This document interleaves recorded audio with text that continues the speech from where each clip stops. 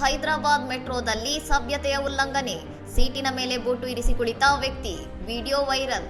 ಹೈದರಾಬಾದ್ ಮೆಟ್ರೋದ ಜನನಿಬಿಡ ರೈಲಿನಲ್ಲಿ ವ್ಯಕ್ತಿಯೊಬ್ಬ ಸಾರ್ವಜನಿಕ ಆಸನಗಳ ಮೇಲೆ ಬೂಟು ಧರಿಸಿದ ಕಾಲುಗಳನ್ನು ಇರಿಸಿ ಅಸಭ್ಯವಾಗಿ ವರ್ತಿಸಿದ ವಿಡಿಯೋ ಸಾಮಾಜಿಕ ಜಾಲತಾಣಗಳಲ್ಲಿ ಭಾರೀ ಚರ್ಚೆಗೆ ಗ್ರಾಸವಾಗಿದೆ.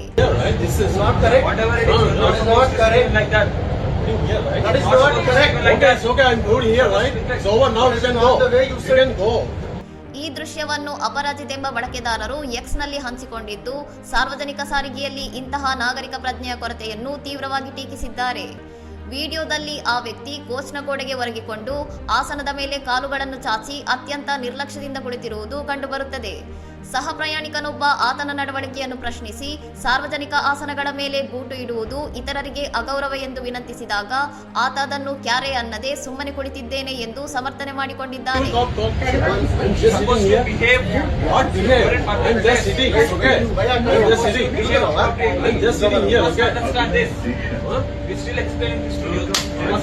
ಈ ವಿಡಿಯೋ ಆನ್ಲೈನ್ನಲ್ಲಿ ವ್ಯಾಪಕ ಆಕ್ರೋಶಕ್ಕೆ ಕಾರಣವಾಗಿದ್ದು, ಸಾರ್ವಜನಿಕ ಸ್ಥಳಗಳಲ್ಲಿನ ಶಿಷ್ಟಾಚಾರ ಮತ್ತು ನಡವಳಿಕೆಯ ಬಗ್ಗೆ ನೆಟ್ಟಿಗರು ಕಳವಳ ವ್ಯಕ್ತಪಡಿಸಿದ್ದಾರೆ. ಸಾರ್ವಜನಿಕ ಸಾರಿಗೆಯಲ್ಲಿ ಇಂತಹ ನಿಯಮ ಉಲ್ಲಂಘನೆ ಮಾಡುವವರಿಗೆ ಕಠಿಣ ದಂಡ ವಿಧಿಸಬೇಕು ಅಥವಾ ತಾತ್ಕಾಲಿಕ ನಿಷೇಧ ಹೇರಬೇಕು ಎಂದು ಅನೇಕ ಬಳಕೆದಾರರು ಮೆಟ್ರೋ ಅಧಿಕಾರಿಗಳನ್ನು ಒತ್ತಾಯಿಸಿದ್ದಾರೆ.